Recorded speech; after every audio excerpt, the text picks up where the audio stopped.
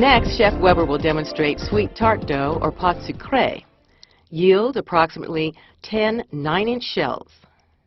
Ingredients are 1 pound 8 ounces unsalted butter, 1 pound 5 ounces powdered sugar, 26 egg yolks, or 1 pound, 2 eggs, and 3 pounds 8 ounces all-purpose flour. We will be producing pâte sucrée, or sweet tart dough, which is a classic in the pastry kitchen, a staple. The ingredients include unsalted butter, all-purpose flour, eggs with 2 whole eggs and yolks, and granulated sugar. The utensil we'll be using today to prepare the dough is the Hobart machine, a commercial machine that will be utilizing the paddle to cream the butter and the sugar. Place the paddle on the machine. Put your butter, which is room temperature and very soft, into the bowl. Add your sugar.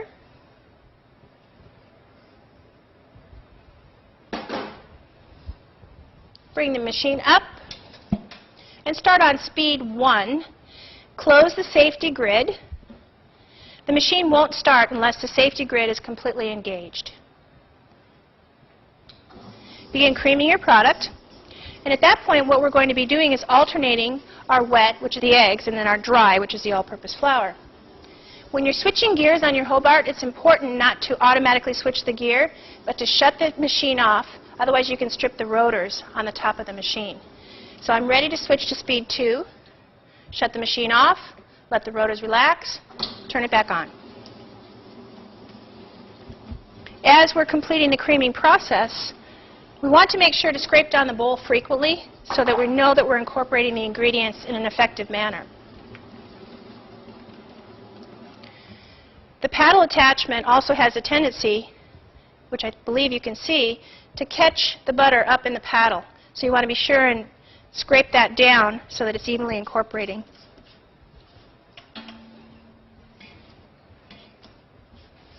Do not begin adding the flour until the butter and sugar are thoroughly creamed. You may also add a small amount of vanilla extract if you choose.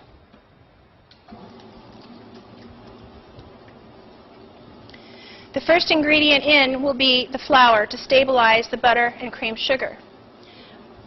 Once that first batch has gone in, I will add a little bit of the liquid and repeat the process until all the ingredients are used.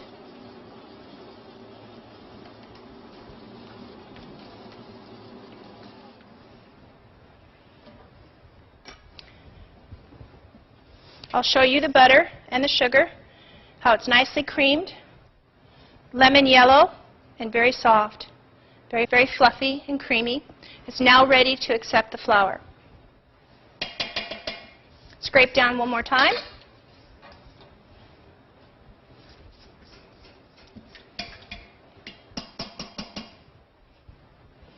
Add a small amount of flour. And important at this point is to return to speed 1. Otherwise, the flour could fly out of the bowl.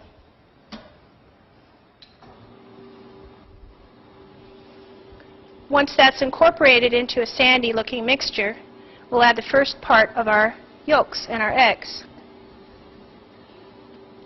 Now that the flour has been introduced into the mixture, it's important not to overmix it. There's an inert ingredient in flour called gluten, and it's activated by 2 things, heat and liquid of any type, which includes eggs. And if it's overworked in the machine, it will make our end product very tough and chewy.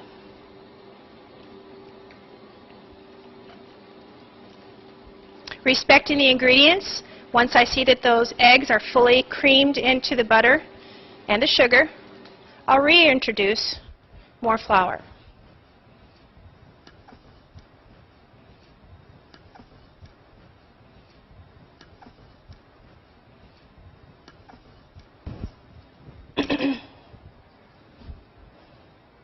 Again, on speed 1.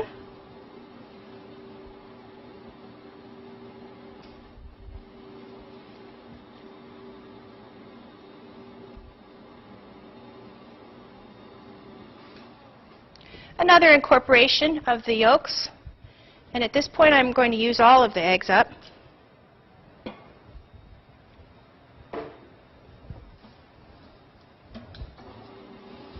You'll notice I'm not on speed 2. I'm on speed 1. Don't want to overwork that batter. And it's ready for the final addition of the flour.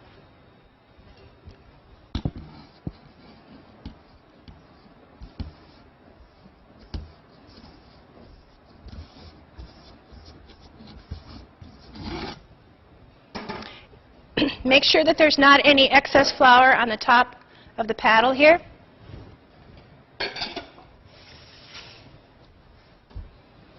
Work your pâte sucrée or sweet tart dough only to the point that it's combined.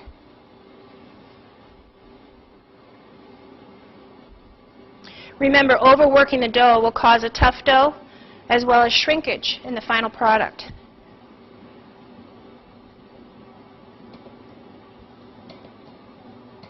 Excellent. Remove the safety cage. Lower the bowl. Take your hook down. Lift the bowl up. The utensil I'm going to use to deposit the batter onto a half sheet lined with parchment is called a dough scraper. Take all of the dough off of the paddle attachment.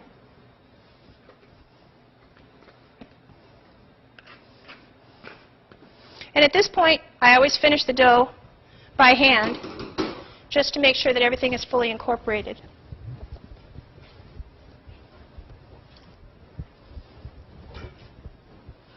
The Hobart has a tendency, along with the KitchenAid, to have settling of product in the very bottom of the bowl, so make sure you're addressing that issue. Scrape down all of the product using your dough scraper. And to begin to pat down your dough, your finished product, with the corner starting in the sheet pan, use the heel of your hand, not your fingers, the heel of your hand to press the dough down. This dough can last for up to a week to a week and a half in production. It's a staple in the pastry kitchen. You should have it around at all times. It cannot be rolled out immediately. It should rest overnight, preferably, to be able to form it into tart shells or whatever you're wanting to do with the dough. But it does need sufficient resting time.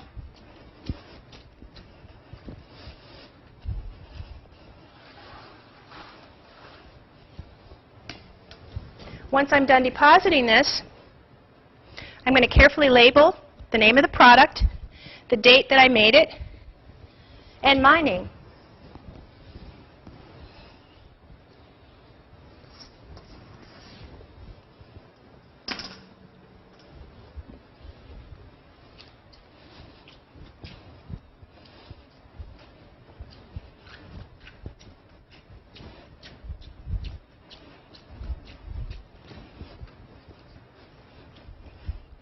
Excellent.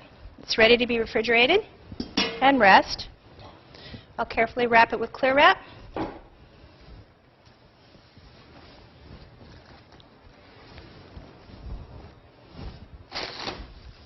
It's not necessary to wrap around the bottom, simply the top half.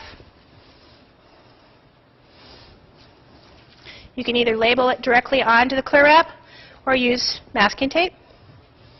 Mark the date that you prepared it.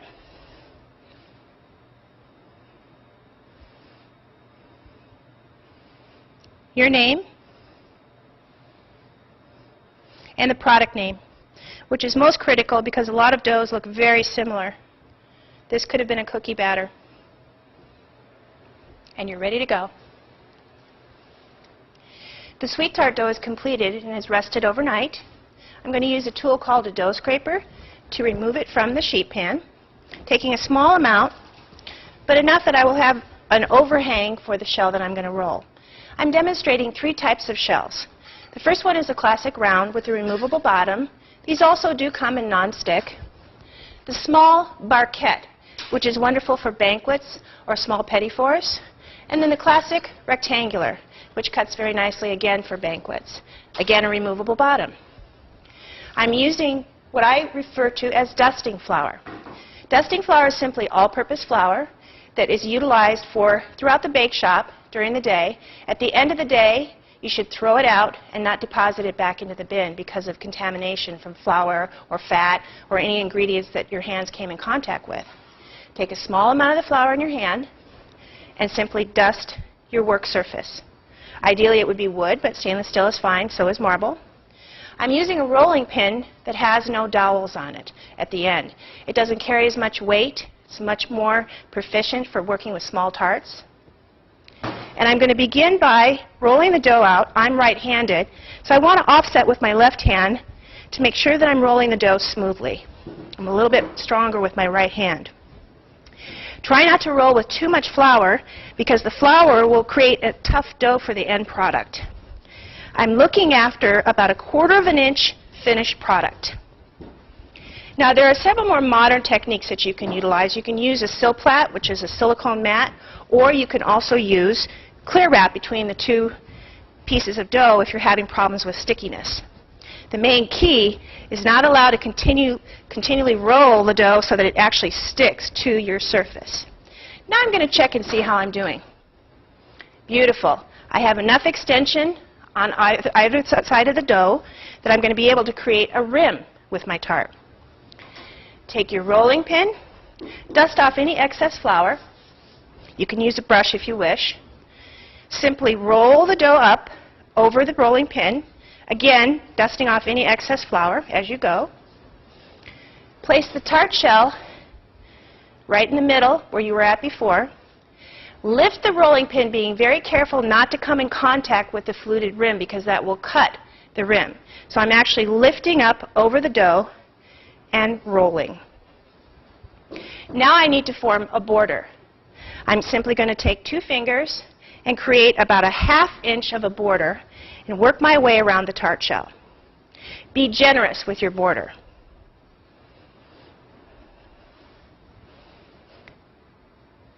Once that's completed, I'm going to utilize my rolling pin, and it doesn't damage the rolling pin, to trim the excess dough. It is advisable to only roll the dough no more than 2 times. So this scrap will get added to fresh dough for my barquettes. The remaining dough could be used for shortbread cookies. It's nice to add a little bit of Tremblay coffee extract, pecans, additional sugar, but it is a shortbread dough. I'll put the dough to rest here. Now I'm going to use a pinching method, similar to a lobster. I'm going to start away from myself where I can visualize it better and actually begin to pinch the dough. Firmly. This is a key to making sure that the dough doesn't slide. Once that is completed, I'm going to utilize a sable pastry brush. You could also utilize a silicone brush to brush off any excess flour. Again, we don't want the dough to be tough. We want it to be very tender and delicate. The completed product is going to go into the freezer. What the freezer does, it essentially suspends the butter so that it doesn't melt. You never want to simply put it into the refrigerator and take it out, or it will completely collapse into the tart shell. It should be frozen to the point of being rock hard. So we'll set that aside. I'll put all my product together at the same time. The rectangular one is the same procedure, but now I'm after dough that will simply come around the rim of the rectangular shape. So I don't want to roll it in a round. I'm looking for an elongated shape. I'm going to mix my older dough with some new dough, being generous with the amount that I take. Again, I'm not kneading the dough thoroughly. I want to have a very light, tender hand with the dough. Using my dusting flour, not too liberally, but enough that it doesn't stick. Whenever possible, utilize the rolling pin. The rolling pin has no personality. It doesn't have any heat. Your hands do. So the rolling pin is your friend. I'm going to shift the dough so I'm making sure that it doesn't stick. If you're a novice and you do have that problem, utilize a long spatula or an offset spatula to scoot underneath the dough and help pick it up from the table where it's sticking. Again, I want about 1/4 inch thickness, not too much flour. And at this point, I should be able to check where I'm at with the dough. And gauge. Looks great. Same process. Take off the excess flour. Roll up the dough on your rolling pin. Set the tart shell in place. You're going to lift the pin and not come in contact with the tart shell.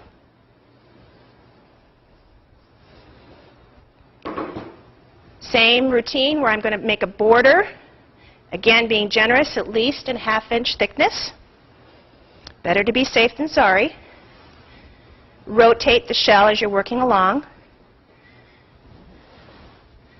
If you have to patch and piecemeal, you may do so, but it's preferable not to do that. Your end product will not be as elegant looking. Coming again along with the rolling pin to trim it. You can be quite firm with this. When I'm setting up a tart buffet, I like to have different shapes and sizes, so the rectangular and the round are a nice contrast. Again, I'm doing the lobster little pinch, very firm.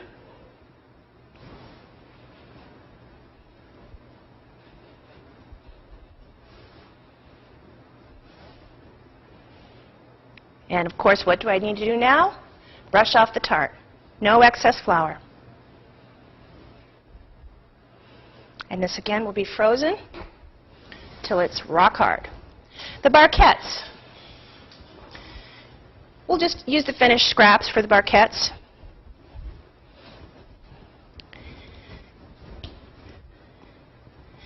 Again, dusting flour. You're going to stick with the same thickness just because it's a smaller tart shell. You don't want it to be too shallow.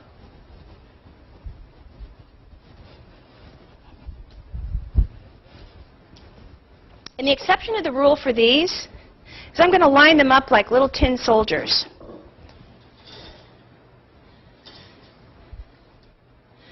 You can certainly accomplish a long length of these for a banquet.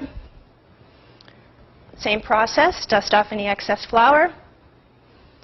Roll it up on the rolling pin. Lift it. Again, do not touch the barquettes. And the only difference on this process is I'm going to use just my finger to gently press. It's not necessary to make an edge. We're going to go back and form that with our fingers. You can use a small ravioli dowel for that if you wish. And the same process with the rolling pin to trim. And presto isto, you've got 6 barquettes. Remove the excess dough, which at this point has been rolled twice, so it should be turned into a cookie. Little pinching motions. And to finish off the barquette, I prefer to take my thumb, make a little indentation here, and another one at the end. Get a nice, crisp, finished product.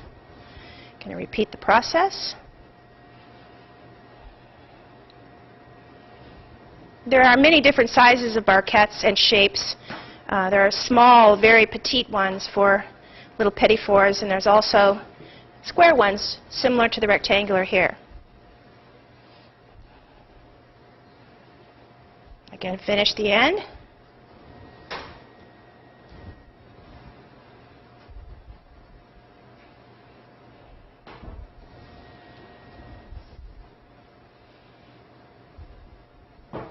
You'll notice while I was rolling the dough, I was working as quickly as possible. You want to keep the sweet dough very cool. It's a good idea to roll out this product in the beginning of the day at the bake shop before the heat starts to escalate in the kitchen. So it's a good project for the beginning of the day in the bake shop. The project's completed. Now these will rest, preferably overnight, in the freezer. And now it's time to take our finished product. Ideally, you should store same type of product on the same type of sheet pan. So all of your barquettes would go on one, all of your rectangular will go on one, and all of your round on another, because they will have different freezing times. Now I'd like to talk very briefly about cleanup. Very important to be content with your linen company, and they will not be happy with you if you use a towel to clean up the area. It will gum up on the towel, and usually in the professional kitchen you're given 2 towels for your workday. So if you get this full of flour, you're going to regret it later in the day. The proper tool is the dough scraper. You're going to put a trash can next to your work area and then begin pulling off all the flour. Very efficient cleanup. You may also use a bristle brush or a pastry brush like this just to finish cleaning up and scrape all that excess flour into the bin. And remember, at the end of your workday, the dusting flour goes into the bin. You don't keep it from day to day. And you've got a nice clean workstation. Finish up with sanitizing water if you wish, if you're moving on to another task, or if you're continuing to roll, finish your day. And now we'll take our finished tarts and put them into the freezer overnight. We've taken our tart shell out of the freezer and we're ready to go. I'd like to briefly talk about production. Pâte sucrée is typically classically made with granulated sugar. It tends to be a more stable dough than the powdered sugar, which we made earlier in the segment. Also, butter itself, one of the reasons why I suggested freezing it, which it is rock hard right now, butter, if you think of a pound of butter and put it into the freezer and then bring it into the oven, it's going to have a very slow dissipation rate. If I take it from the refrigerator into the oven, it's going to melt very quickly. So by taking it directly from the freezer, this ensures that I'm going to have a very beautiful product. Another thing I want to talk about is the actual production of the dough as you're going through the work week. You can utilize cardboard rounds during heavy production peak times, or if you're a large venue such as a hotel, and you can use a cardboard round to stack all of your pre-fabricated shells in the freezer and then just take them as you need them as the week goes by. I'm going to be taking either beans, in this case baking beans, which you can keep in a container, which you can utilize over and over again. They do create an odor in the kitchen, so possibly in a retail situation you might want to consider using rice. There are also ceramic bean weights that are little marbles, but they can get very costly in a hotel situation or a large venue, so usually beans or rice are used. I'm going to take a piece of parchment paper and line my shell thoroughly and just dump the beans in. The purpose of this is to ensure that I don't have any sliding or slipping on the sides of the shell. It's going to go directly into an oven at 350 degrees for roughly 15 minutes. I'll begin checking it in about 10 minutes, and I'm looking for a complete blind bake, which will look like this. This is the finished product. For ease of assembly, I have it on what's called a cake turnstile. Makes it easy for me to apply whatever I want to fabricate this into. Again, I'm going to go back to a cardboard round. And remember, earlier in the segment, we showed a removable bottom, which makes it very easy to produce. Slide that onto the corresponding shell. Place that off to the side. When you do wash these, please be very careful to get them thoroughly dried. They can rust. So you want to be, even though this is stainless steel or non-stick, they can get little bits of rust on it, so thoroughly dry it. There are many fillings for tarts. Today we're going to be using a classic crème pâtissier with whipped cream. And another filling that is a favorite of mine is beurre noisette. Some of you that are on the savory side of the kitchen might be familiar with that terminology. Beurre means butter in French, and noisette means hazelnut. And it's a lovely custard filling. You could certainly also do a small amount of melted chocolate with a buttermilk custard filling that's actually baked. Another classic is lemon curd or lemon cream. And then certainly you could also use other types of puree as the season goes on, spring, summer, winter, or fall, that are more appropriate. I even use these pâte sucrée shells for my pumpkin pie. Rather than using the classic pie dough, I prefer the sweetness of the dough. I'm going to take some pastry cream. Typically, I flavor mine with Grand Marnier, or you could use any type of corresponding flavor. If it was summertime and tropical, you could use a little bit of coconut liqueur. You could certainly utilize coffee liqueur if you wanted to make a coffee cream tart. I'm going to break this up by hand. I prefer to do it by hand rather than doing it into the mixing bowl so that it's nice and smooth but not overbeat. I've got some lightly sweetened cream that I utilize the whip with the KitchenAid, heavy manufacturer's cream. The pastry cream was prepared with Tahitian vanilla bean. And I want to start with a small amount first. I can always go back and add more, but if I add too much, the batter is going to be too runny. You're looking for a light lemon coloring. And again, don't overwork your custard. And it looks lovely. Now I'm going to utilize an offset spatula to put this into the tart shell. And I have a choice of many seasonal berries available. However, you do want to watch your food cost. As you go into the winter months, depending upon where you reside at or you're cooking at, berries will climb in price. So you might want to consider staying seasonal.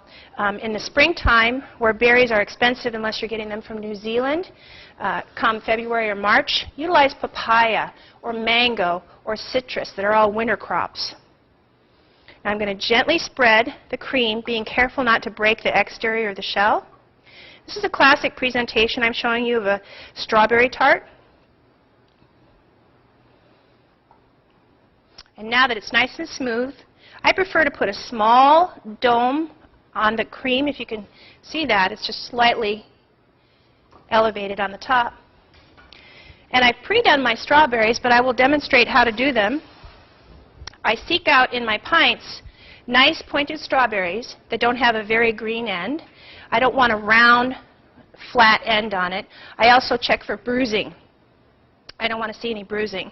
Then I simply take the end of the strawberry, cut it off, find a large one to begin your center, which we'll utilize this one, and you're going to work your way around the tart shell. Then I go through and pick ones that seem to be corresponding, and I'll cut those in half and build my tart. That begins by forming a little foursome around the initial strawberry that was in the center. Now I'm going to go at the juncture in between, right here. I also have on my work table today raspberries and blackberries. Choose only the freshest, tight berries that don't show signs of bruising, and I'll demonstrate how to do that as well.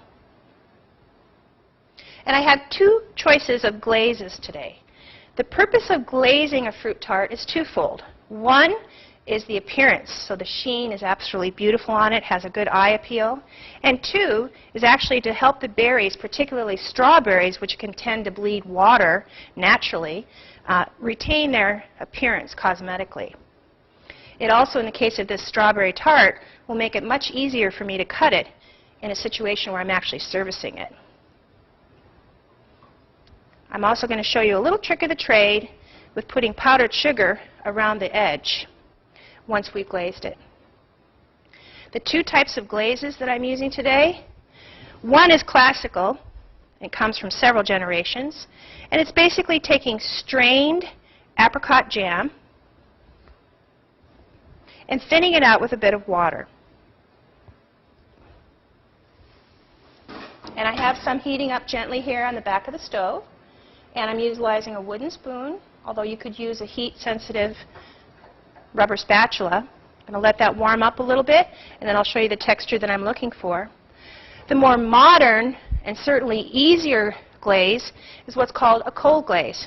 Completely different in color, and it's ready to go. The advantage of this product, in my mind, is you don't risk walking away from the stove and forgetting about your apricot glaze and caramelizing it or it burns. This is immediately ready to go right out of the canister.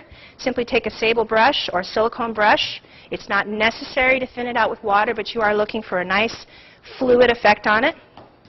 We'll glaze half the tart with the cold glaze and half the tart with the warm apricot glaze. And you simply brush going the direction of the strawberries. Don't pull this way because you can pull the strawberries back.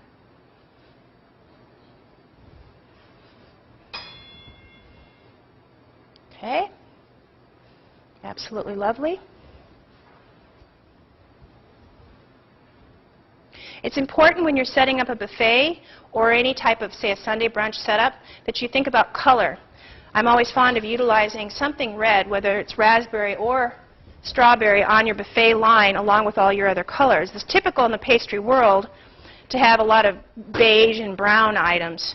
So it's critical that you get that color in. I'm going to glaze the other half with the classic apricot glaze, which you can see in color is completely different. It's a little bit darker, sweeter, but for ease of use and production, I would definitely recommend the cold glaze.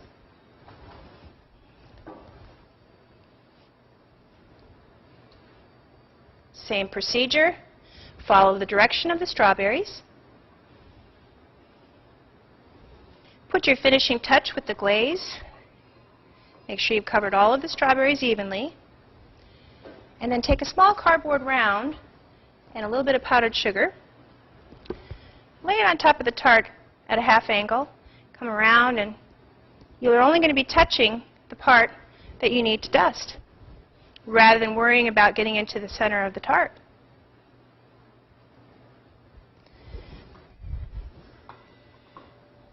And the contrast of the powdered sugar and the red berries is very elegant and beautiful.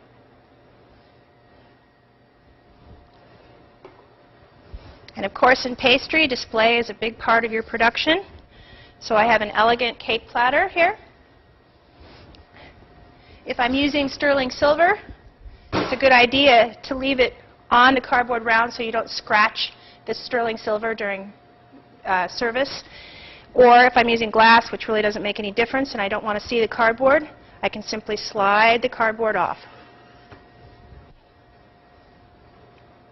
And one absolutely beautiful strawberry tart.